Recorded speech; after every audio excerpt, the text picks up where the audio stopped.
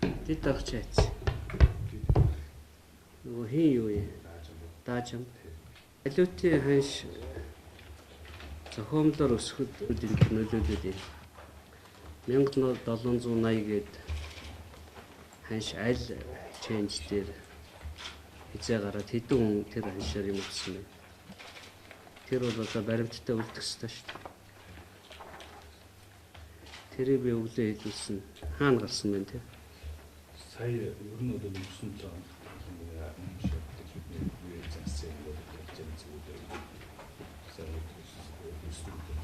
би өнөөдөр юу болж байгааг мэдэж байна. Тэр хагасаа өдрийн 14 цагт болсон ханшийг сонирхож байна. Тэр бол дамын ханш буюу спекулятивны ханш байсан. Тэрийг та нар бүртгэж авчих хэрэгтэй шүү дээ. Хин гэдэг хүмүүсийн хооронд хийгдсэн 8 байна. Яг энэ талаар нь судлаа явуулсан тодорхой бүртгэл үлдээгүй юу?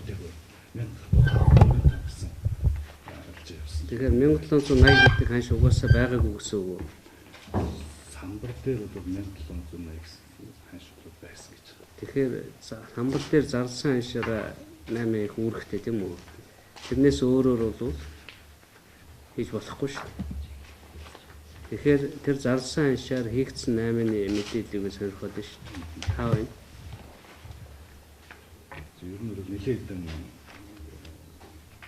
багсан хүмүүс асуудал шүү. За. Яг 1780 гэдэг нь шүү. 80 гэдэг нь шүү. Барьж игцэн. Тэгээ хийгдэг хүн бол яах гэж зарладаг юм? 65-аар амнаа даа 80-аар зарна гэсэн юм л одоо маш тооцоо байсан гэж.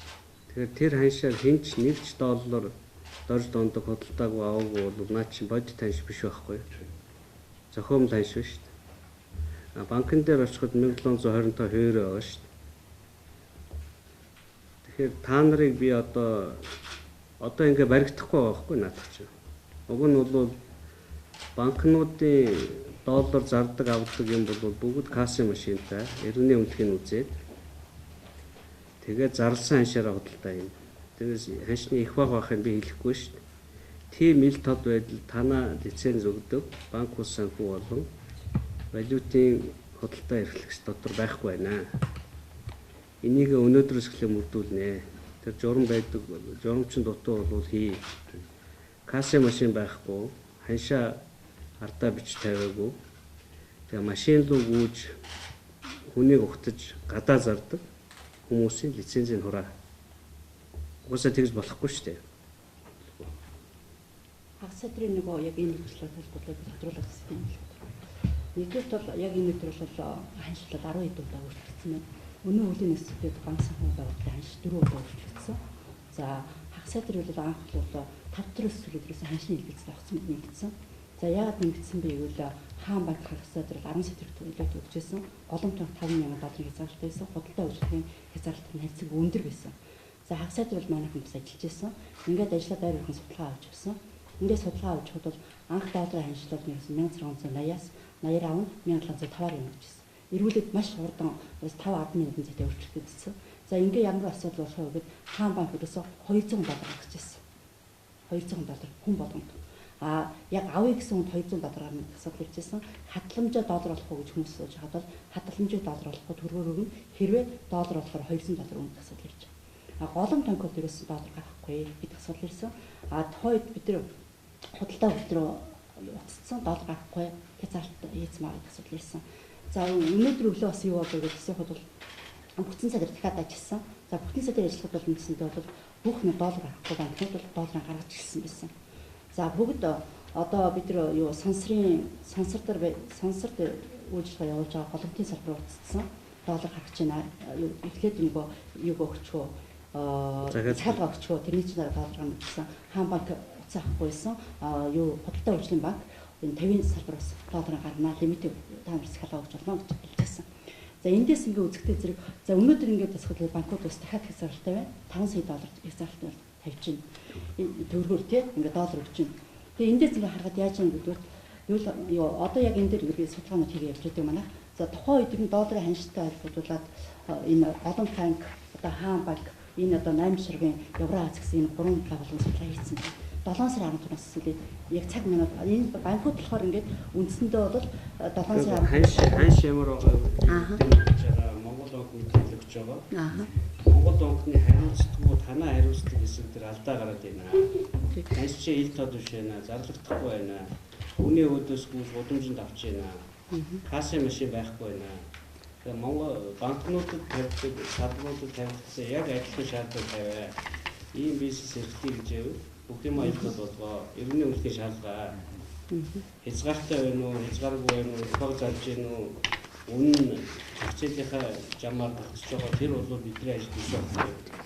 Банктай адилхан шаардлага тавиад биелүүлсэн ажлууд биелүүлэх бүхэн лицензийг хураа. Одоо бид нар тийм гудамжны зохицуулалтгүй хар зах бол байх ямар ч үндэсгүй. Банкны салбар хуучин бага байсан бол одоо хангалттай биш. Тэгээ нисгтэр байна уу, вокзал дээр байна уу, гадагшаа явах гэсэн хүмүүсийн гартаа авдаг жоохон мөнгөний хэрэгцээ болохоос их 8 бол бэлэн тусаар явж байгаа ш. Тэгээ нэг соёлтой 8-ны хэлбэртээ оруулаа наадлагаа. Одоо бити бодоод суугаад байна. Хангалттай мэд байгаа. Одоо энэ план яг саяын одоо энэ өдрүүдэд сая 4-5 өдрүүдэд одоо сургууль соёл ихэлсэн. За тэгээд үндэсний төвд одоо үндэсний мөнгө тэмдэгтэр хийх тухай манай яг хариуцсан албадууд яг энэ шиг энэ яг гол шүү дээ. Одоо доллар төлбөр авдаг сургууль хэд байгаа? Одоо манай хэсэгт яг дүнгийн нэгтгэг байна. Одоо гарцсан байна. Яг энэ шиг дэлгүүрүүд хэд байгаа? Төгрөгийн орлоготой мөртлөө доллараар 8 хийгээд байх нь ямар ч утга байхгүй шүү дээ. Сая бол өнгөрсөн зонд энэ чиглэлд нэлээд анхаарал тавиад хэл чадвартай явж байгаа. Одоо явдаг хүмүүстэй зориулсан тэр тухайн улсын валютын үйлчлэгийг хэлбэршүүлж өгөхгүй. Карт мартанд аваад бэлнээр авч явах бол аюултай ш. Нэг таксины мөнгө хийдчүүдийн $500,000 дуртай газраас авч ирэх нөлөө үзүүлээ авчдаг. Тэр нь ямар ч өндөргүй болоо ш. Тэрээс одоо төгрөг үнэлэн гэж суухад дараа доллар руу шилжүүлж байгаа бол энэ бол туйлын буруу ш. Одоо ингээд долларын ханш нууцхан нөгөө өндөр үнээр доллар авсан улсууд яах вэ? Бас шатна ш. Тийм учраас ийм зохиомжтой юм хийх бол буруу гэж анхааруул байна. За болоо одоо бид энэ чиглэлээр юу аа. Тэгээ юу болсон нь 1780-аар хинч хөдөлж авч хин зараагүй. Тэгээ ингэсэн байгаа дараагаар одоо ингээд бид нар гранд манай дээр ингэсэндээ бол нийт банк санхүүгийн байгууллагуудаас хамгийн их одоо валютыг худалдаа авч буй худалдаг хэдэн банк санхүүгийн байгууллага байгаа. Зөвхөн валютын үйлчлэг багны эрхлэлтийг хүчээсэн байгууллагуудаас тэгэхээр манай дээр болохоор яасан бэ гэж нэмж шаардлагуудаа бүгдийг тавиад үндсэндээ валют сэлгэцгүүд бүгд юм касс машинтай байгаа. Энэ касс машинтай байгаа дараа. Тэгэхээр бүгд байгаа. Гадаа гудамжинд тэгэхээр эдгээр ингэж сонхоор авдаг хүмүүс яаж машин бий. Тэгэхээр тэр зөвхөн хувь иргэн байж магадгүй. Тэрнээс яг 8 ширгаар манайхаас тусгай ширд авсан хүмүүс бүгд касс машинтай байгаа. Бүгд ийм тасалбар авч байгаа. Харин гагцгүй яаж байгааг бол манай иргэд мөнгө бошгоо өгөж авч гарахад бодог болохоос нөгөө баримтаа авдаггүй. Ерөөс ингэ суралцсан. Тий. Камера байгаа. Касс машинтай байгаа. Хуурамч доллар байх юм бол баримтаар л тэгж байгаа. Баримтаар л босож гол нь тэр эрсдлээс нэг бодоход бол тэгж байгаа. Тэгэхээр яг 1780-65 хүрсэн боловч яг бодит байдал дээр авсан юм байхгүй байхгүй. Сая манайх сая 3 банк усаар шалгалт хийгээд ирж байгаа. Тэгээд интернетээр 1780 хөгжлөө гэдэг буруу мэдээллийг тарааж байгаа улсуудыг та нараас олох хэрэгтэй. Танаа тусгай зөвшөөрлөлтөй улсууд ийм болоо юмд оролцоод юм уу юу? Олцож явдаг зөвшөөрлийг хураал. За. Ажлаа хийгээд юм юу вэ? Тэгээд мэдээлэл тэгээд статистикээр бидний статистикийг үзэхэд эхний хасчлалын байдлаар бол валютын дүн мэдээ гарцсан байгаа. Банк санхүүгийн байгууллага нийлээд 134.1 сая долларыг одоо худалдсан. Тэ 138 сая 138.1 сая долларыг бол худалдаж авсан байгаа байхгүй юу. Тэгэхээр энэ юу гэсэн үг вэ гэвэл нэг 188-аас 198 тэрбум төгрөгийг гүйлгээ хийж байгаа. Анкер бол банкуудын салбартай харьцуулахад бол үндсэндээ 8-аас 8% буюу 7% гүйлгээ хийж байгаа. Худалдаж байгаа юу худалдаа авч байгаа нийт дүн юм байгаа. Яг банк санхүүгийн байгууллагуудаар бол валютын ханш өсгöd нэгвэл нэгдүгürt нөгөө банкуд худалдахгүй байх тэг хязгаарлалт татах нь өөрөө нэг иргэдийг нөгөө ерөөсөө банкны ханш валютын ханш нэмэгдэх юм байна.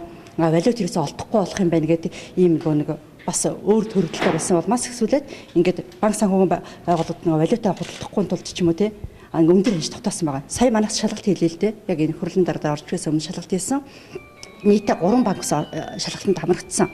Grand Fee, East-ийг гэсэн банксууд хамрагдсан. Тэгэхэд ерөөсөн 1700 одоо 80-аар 90-ээр зарсан юм гэсэн байхгүй байгаа байхгүй. Өөрөөр хэлбэл худалдаж авсан буюу зарсан юм байхгүй байгаа. Тэд нар үнэ ханшаа өндөр тогтоосон. Гэтэл яг өөрснийх нь яг худалдсан ханшуудыг бид ингээд кассыг баримтаар ингээд үзлээ ч сая би касс мөр дэлгэцүүлжсэн те.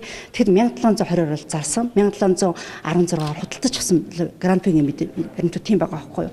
Тэгэхээр бидний хувьд бол яаж нэг бол валютын ханшийг бол бид нар тогтоохоо санхүүцэл хороо мэдэхгүй. Харин бид нар нөгөө банкснууд нь сая их хурлын дараа ярьсан те. Нөгөө юу нэ нөө те. Тусгай шүрлийн дагуу үйлчлэгээ явуулж гинөө. Нөгөө хаягийн дараа байна уу? Нөгөө тасалбараа өгч гинөө. Дээрээс нь эргүүлээд банксууд маань нөгөө харуул хамгаалтай байна уу те. Яг чирмийн дагуу үйлчлэгээ явуулаад бид нар хяналт тавьдаг. Дээрээс нь манайд тайлан мэдээг яаж өгч байгаа хяналт тавьдаг.